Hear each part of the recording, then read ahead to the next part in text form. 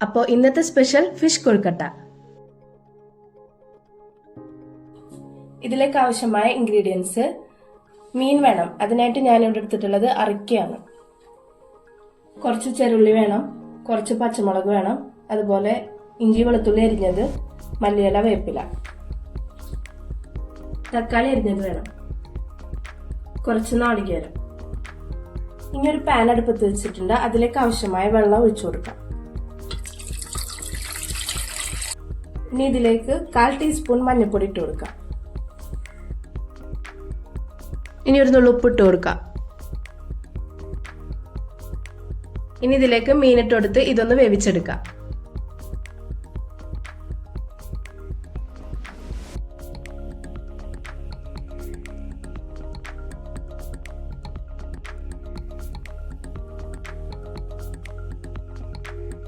ഇപ്പൊ ഈ മീൻ ഇവിടെ വെന്ത് വന്നിട്ടുണ്ട്. ഇനി ഇതൊരു പാത്രത്തിലേക്ക് മാറ്റി കൊടുക്കാം.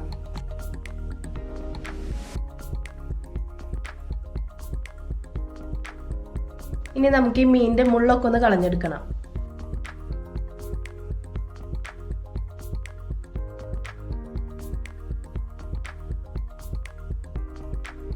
ഇനി ഒരു ചീനച്ചട്ടി അടുപ്പത്ത് വെച്ചിട്ട് അതിലേക്ക് ആവശ്യമായ സൺഫ്ലവർ ഓയിൽ ഒഴിച്ചു കൊടുക്കാം.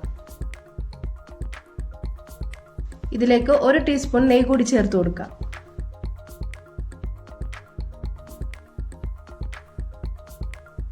ഇനി ഇതിലേക്ക് ഇഞ്ചി വെളുത്തുള്ളി അരിഞ്ഞത് ഇട്ട് കൊടുക്കാം.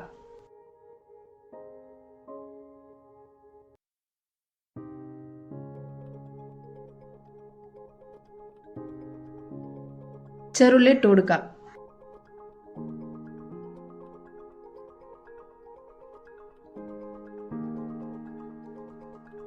ഇത് നല്ലോണം ഒന്ന് വഴറ്റിയെടുക്കണം.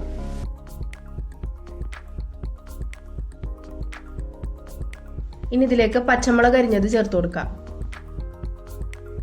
ഇനി ഇതിലേക്ക് മല്ലിയിലയും വേപ്പിലയും കൂടി ഇട്ട് കൊടുക്കാം.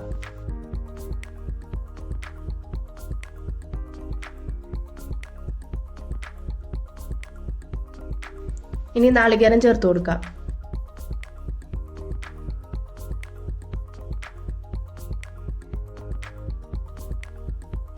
ഇനി ഇതിലേക്ക് 1 ടീസ്പൂൺ പെരിഞ്ജീരകം പൊടിച്ചത് ചേർത്ത് കൊടുക്കാം. 1/4 ടീസ്പൂൺ മഞ്ഞൾപ്പൊടി ചേർത്ത് കൊടുക്കാം. 1 ടീസ്പൂൺ മുളക് പൊടി ചേർത്ത് കൊടുക്കാം. ഇനി 1/4 ടീസ്പൂൺ കുരുമുളക് പൊടി ചേർത്ത് കൊടുക്കാം. 1 ടീസ്പൂൺ മീറ്റ് മസാല കൂടി ചേർത്ത് കൊടുക്കാം. ആവശ്യത്തിന് ഉപ്പും ചേർത്ത് കൊടുക്കാം. ഇനി ഇതിന്റെ പച്ചമണം മാറുന്നത് വരെ ഇത് നല്ലോണം ഒന്ന് വഴറ്റിയെടുക്കാം. ഇനി ഇതിലേക്ക് അരിഞ്ഞു വെച്ച തക്കാളി കൂടി ചേർത്ത് കൊടുക്കാം.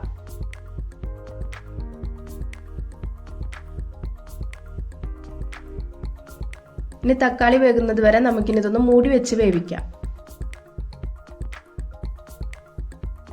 ഇപ്പൊ ഇതിവിടെ റെഡി ആയി വന്നിട്ടുണ്ട്. ഇനി ഇതിലേക്ക് നേരത്തെ വേവിച്ച് വെച്ച മീൻ കൂടി ഇട്ട് കൊടുക്കാം.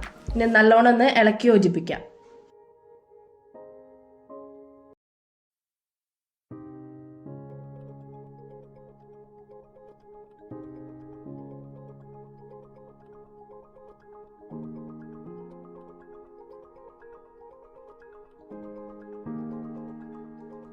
ഇതൊരു പാത്രത്തിലേക്ക് മാറ്റി കൊടുക്കാം.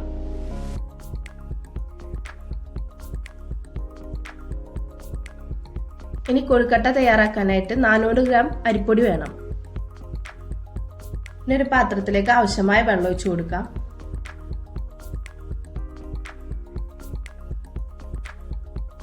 ഇനി ഇതിലേക്ക് 1 ടേബിൾ സ്പൂൺ സൺഫ്ലവർ ഓയിൽ ഒഴിച്ചു കൊടുക്കാം. ആവശ്യത്തിന് ഉപ്പ് ചേർത്ത് കൊടുക്കാം. ഇനി വെള്ളം തിളക്കുന്നത് വരെ വെയിറ്റ് ചെയ്യാം. ഇതിവിടെ തിളച്ചു വന്നിട്ടുണ്ട്. ഇനി ഇതിലേക്ക് അരിപ്പൊടി ഇട്ട് കൊടുത്ത് നല്ലോണം ഇതൊന്ന് വാട്ടിയെടുക്കാം.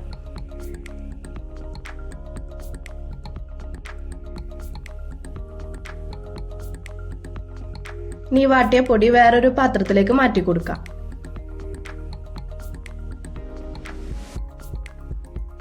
ഇനി ചെറുതായി ചൂടൊന്ന് ആറിയതിനു ശേഷം ഇത് നല്ലോണം ഒന്ന് കുഴച്ചെടുക്കാം.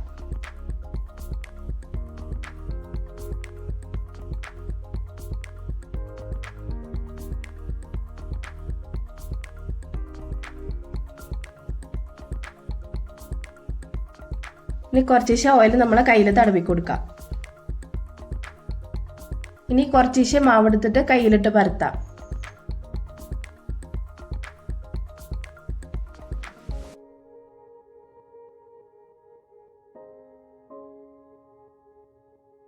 ഇനി മീനിന്റെ ഫില്ലിംഗ് വെച്ചിട്ട് ഇതോരോ ബോളുകളാക്കി എടുക്കാം.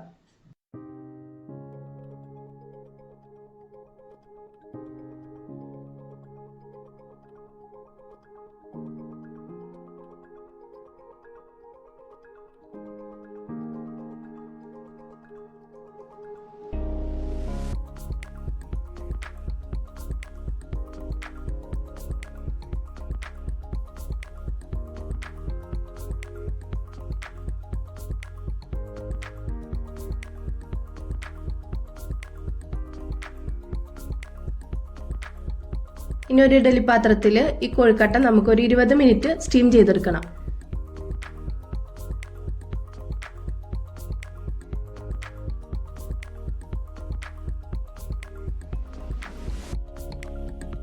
അതായത് ഇപ്പോൾ റെഡി ആയിട്ട് വന്നിട്ടുണ്ട്.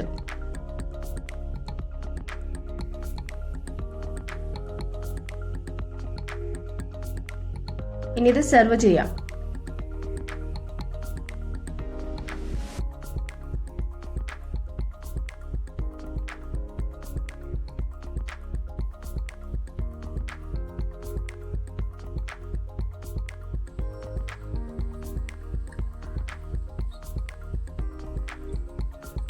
എങ്ങനെയുണ്ടാ?